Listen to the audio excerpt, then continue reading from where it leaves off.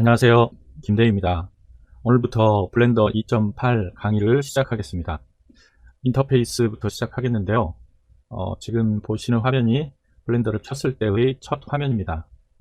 일단 화면을 보고 계시는데요. 그 단축키 옵션을 블렌더가 바꿀 수 있게 제공을 하고 있지만 그러나 바꾸지 않고 블렌더가 기본으로 사용하도록 세팅되어 있는 단축키를 그대로 사용을 하겠습니다.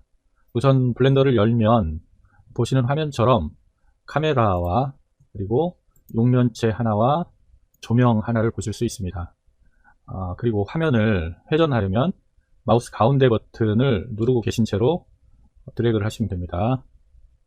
그리고 화면을 줌 인아웃 하시려면 마우스 가운데 버튼의 스크롤을 움직이시면 되겠습니다. 그리고 화면을 이동하시려면 키보드의 Shift 버튼을 누르신 채로 마우스 가운데 버튼을 같이 누르시고 드래그 하시면 됩니다. 물체를 선택하실 때는 마우스 왼쪽 버튼을 클릭하시면 되고요. 선택이 되면 물체의 외곽의 색이 오렌지로 바뀌게 됩니다. 선택을 하나 이상 하시려면 Shift 버튼을 누르시고 이어서 클릭을 하시면 됩니다. 자, 그리고 선택을 한꺼번에 취소하시려면 단축키 A를 빠르게 두 번을 눌러주시면 됩니다. 다시 전체를 선택하시려면 A를 눌러주시고요. 취소하시려면 빠르게 두 번 누르시면 됩니다. 다시 A를 누르시고요. 이번에 취소하는 또 다른 방법으로 Alt를 누르시고 A를 누르시면 됩니다. 그리고 A를 누르시면 전체가 선택되고 Alt를 누르신 채로 A를 누르시면 선택이 취소되고, 그래서 전체 선택을 취소하는 방법은 두 가지가 있는 거죠. A를 빠르게 두 번 누르거나 혹은 Alt를 누르시고 A를 누르시거나, Alt를 누르고 계신 채로 A를 눌러야 되겠죠. 자, 이어서 화면 구성에 대해서 알아보겠는데요. 우선 제일 위쪽에 보시면 왼쪽에 메뉴들이 있습니다. 이거는 블렌더의 공용 메뉴라고 생각하시면 되겠습니다. 블렌더는 작업 환경을 여러 가지로 바꿔줄 수가 있는데요. 그때마다 바뀌는 메인 메뉴가 있고 바뀌지 않는 공용 메인 메뉴가 있는데, 위에 보시는 것들이 바뀌지 않는 공용 메뉴라고 생각하시면 됩니다. 그리고 그 오른쪽으로 여러 가지 탭들이 있는데요. 이게 블렌더가 기본으로 제공해 놓은 여러 가지 작업 환경들입니다. 제일 앞에 레이아웃은 일반적으로 많이 사용하는데, 레이아웃은 애니메이션의 전문 용어 중에 하나이죠. 애니메이션을 제작하는 단계에 있어서 초기에 물체를 단순하게 만들고 대신에 비율을 비슷하게 만들어서 카메라의 모션이나 캐릭터 모션을 제작할 때 그것을 레이아웃 작업이라고 부릅니다. 그리고 옆에 있는 애니메이션 노드 작업이라는 탭이 있는데요. 이것은 과정을 나갈 때 알아보도록 하겠는데요. 간단하게 말씀을 드리면 노드들을 이어서 애니메이션 작업을 하는 것입니다. 노드들 사이의 네트워킹 방식으로 애니메이션을 제작하는 아주 하이테크닉 애니메이션 방법이라고 할 수 있겠습니다. 그리고 모델링, 그리고 스컬프팅, UV 에디팅, 그리고 텍스처 페인트 등등등이 있는데요. 이것들은 블렌더가 기본적으로 작업 환경을 세팅해 주는 것입니다. 그러나 작업자에 따라서 자기에게 맞는 작업 환경을 이렇게 탭 형식으로 저장해서 만들어 둘 수도 있습니다. 그것은 필요한 과정이 있을 때 진행해 보겠습니다. 탭을 추가하는 기능은 제일 오른쪽에 있는 플러스 버튼을 누르시면 되고요. 그리고 나머지 화면에 대해서 알아보겠는데요. 우선 왼쪽 상단에 있는 툴바를 보시겠습니다. 일반 포토샵에서 보시는 툴바와 디자인이 비슷한데요. 예, 그렇습니다. 일단 툴바 쪽으로 마우스 커서를 이동하시고요. 커서의 모양이 이렇게 바뀌면은 드래그를 해보시면 숨어있는 기능들의 이름들이 나타나고요. 그리고 이렇게 두 줄로 보이기도 하고요. 더 줄이면 한 줄로 보이기도 하고 조정이 가능합니다. 그리고 툴바에 기본적으로 보이는 툴들이 있는데요. 제일 위에 지금 선택이 되어 있죠. 이게 기본으로 선택이 되어 있는데요. 이 툴의 이름은 선택 박스입니다. 이 툴이 눌러져 있기 때문에 우리가 물체를 선택할 수 있었던 것이죠. 일단 물체 선택 전체를 취소해 보고요. Alt A를 눌러서 취소를 했습니다. 그 다음에 커서로 왼쪽 버튼 클릭을 하면 선택이 되는 이유는 지금처럼 선택 툴이 이렇게 선택이 되어 있기 때문이고요. 아래에는 3D 커서라는 블렌더만의 독특한 커서가 있는데요. 그 커서 위치를 조정할 때 그 다음에 있는 툴을 선택하시면 됩니다. 이렇게요. 왼쪽 버튼 누르죠. 보통 왼쪽 버튼을 가장 많이 씁니다. 특별히 설명이 없으면 왼쪽 버튼 클릭이죠. 자, 커서를 조정하는 툴을 선택을 한 다음에 마우스 커서를 아무 곳이나 놓고 왼쪽 클릭을 하시면 이렇게 3D 커서가 그 위치로 오게 됩니다. 3D 커서는 일종의 스냅용 기능이라고 보셔도 되고요. 혹은 작업자가 임의대로 기준점을 정할 때 사용하는 기능이라고 보셔도 됩니다. 3D 커서의 사용 예들은 종종 작업 과정에서 사용되기 때문에 그 과정에서 보시면 되겠습니다. 3D 커서는 기본적으로 원점에 위치해 있고요. 3D 커서를 원점으로 돌리기 위해서 사용하는 단축키 Shift 키를 누르신 채로 S 키를 누르시면 이렇게 파이 메뉴라고 하는데요. 블렌더에서는 여러가지 파이 메뉴가 나타나는데요. 지금 Shift S를 눌렀을 때 나타나는 파이 메뉴는 스냅 기능을 적용하는 파이 메뉴가 나타납니다. 이 중에서 커서가 원점으로 가라 하는 파이 메뉴를 선택해 보겠습니다. 커서 to world origin이라고 있네요. 예, 누르시면 원점으로 돌아가고요. 다시 한번 눌러볼까요? Shift S에서 파이 메뉴를 띄우시고 그리고 커서 to world origin이 있네요. 자, 파이 메뉴를 취소하실 때는 다른 곳을 클릭하시면 이렇게 메뉴가 선택되기 때문에요. 가운데 있는 서클 있죠? 서클 안쪽을 클릭하시면 됩니다.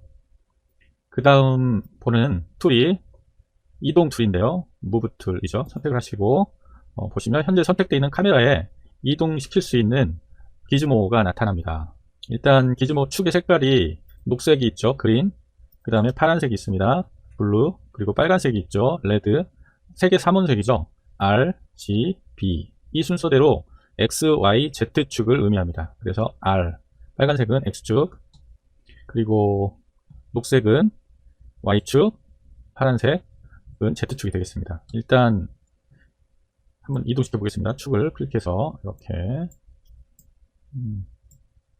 방금 카메라가 길어졌던 거는 축 대신에 카메라 앞에 있는 사각형을 클릭해서 이렇게 늘렸기 때문입니다. 카메라가 조정이 된 거고요. 카메라 자체를 이동시키기 위해서 축을 정확하게 선택을 해야 되겠죠. 이렇게. 근데 이게 번거롭죠. 많이. 그래서 단축키로 하는 게 좋습니다.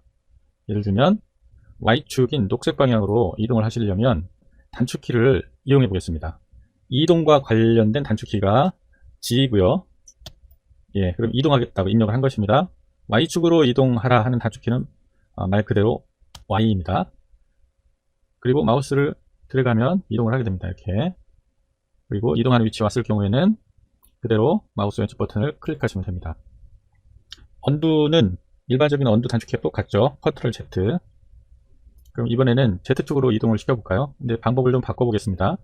자, 이동하겠다. 단축키 G. 그리고 Z축으로 이동하겠다. Z. 이번에는 마우스를 들어가는 대신에 숫자 3을 그냥 쳐보겠습니다. 3. 그리고 엔터. 이런 식으로 이동할 수가 있습니다. 그래서 이동하는 방법 총 3가지가 있었죠. 직접 축을 클릭해서 드래그해서 이동하는 방법이 있었고, 그리고 단축키를 이용해서 이동하는 2가지 방법이 있었습니다. 그 다음에요, 이 기즈모의 중앙에 있는 서클 있죠. 원 안에서 마우스를 클릭한 상태로 누른 상태로 드래그를 하면요 자유롭게 이동을 하죠. 근데 어떤 평면에서 이동을 하냐면요, 현재 뷰 평면에서 이동을 하게 됩니다. 이렇게 자유롭게. 그리고 일단 관찰을 좀 더 편하게 하기 위해서 단축키 하나를 사용해 보겠는데요, 키보드에 있는 제로와 엔터 사이에 있는 점 있죠. 점을 클릭하시면 선택한 물체가 화면 중앙에 오게 됩니다. 화면을 한번 움직여 보겠습니다. 이렇게요. 자, 좀 더 자세히 보이는데요, 이 중에 보면 중앙에 있는 서클 주변에 조그마한 사각형들이 있죠. 녹색 사각형이 있고 붉은색 사각형이 있고 파란색 사각형이 있습니다. 이 사각형들을 클릭하고 누른 채로 드래그를 하면 그 평면으로 선택한 물체가 자유롭게 이동이 됩니다. 네. 그래서 4가지 평면으로 자유롭게 이동을 시킬 수가 있죠. 뷰 평면이 있고 각각의 축에 의한 평면들이 있습니다. 그 다음에 무브 툴 아래에 있는 회전 툴이죠. 로테이션 툴인데요. 비슷합니다. 개념이. 대신에 회전 툴 같은 경우는 제일 끝에 있는, 제일 바깥에 있는 원을 선택을 하시고 드래그를 해보면요, 뷰의 평면상으로 물체를 회전시킬 수가 있습니다. 자, 이 상태에서 그냥 취소하시고 싶으시면 마우스 오른쪽 버튼을 동시에 클릭을 하시면 됩니다. 지금은 왼쪽 버튼으로 누른 채로 드래그를 했는데요, 취소를 하시려면 그 상태에서 오른쪽 버튼을 그냥 누르시면 됩니다. 그 다음에 각 축 방향으로 회전을 하시려면 색깔별로 클릭해서 돌리시면 되고요. 그리고 역시 단축키를 이용할 수 있겠죠. 회전 단축키는 R입니다. R. 그리고 축을 정할 수 있겠죠. X축으로 회전하겠다 했을 때는 X를 누르시고요. 그 다음에 90도를 회전하겠다, 수치를 치실 수도 있고, 이렇게. 혹은 또 R을 누르시고, 이번에는 Y축으로 회전을 해보겠습니다. 수치를 누르지 마시고 그냥 마우스를 드래그해서 회전을 시켜보겠습니다. 예, 취소는 마우스 오른쪽 버튼. 그리고 이번에는 박스를 선택을 해볼까요? 박스. 네, 박스를 선택했죠. 박스가 중앙에 오도록 역시 키보드의 넘버 패드에 있는 제로와 엔터키 사이에 있는 점을 눌러보겠습니다. 그리고 줌으로 조정을 하고요. 줌은 마우스 가운데에 있는 스크롤 버튼을 드래그하는 것이었죠. 자, 이번에는 스케일 툴을 선택해 보겠습니다. 비슷하죠. 예, 축별로 크기를 조정할 수도 있고요. 이렇게 언두 시켜볼까요? 컨트롤 Z. 그 다음에 단축키로도 할 수 있겠죠. 크기 조정하는 단축키는 S를 누르시면 됩니다. S 누르시고, 여기서 만일에 축 방향을 지정을 안 하시고 수치를 입력하면요, 전체가 한꺼번에 바뀌게 됩니다. 크기가 3을 쳐볼까요? 3. 예, 3배가 커졌죠. 줌으로 조정을 해보고요. 이번엔 축 방향으로 한번 줄여보겠습니다. 다시 S를 누르시고, 그리고 X를 눌러볼게요. X축으로 0.3 엔터. 이런 식으로요. 이동과 회전과 스케일 툴이 다 같습니다. 방식이. 그 다음에 세 가지 툴을 한꺼번에 동시에, 이동, 회전, 크기 조정을 동시에 하시려면 그 다음에 있는 툴을 누르시면 됩니다.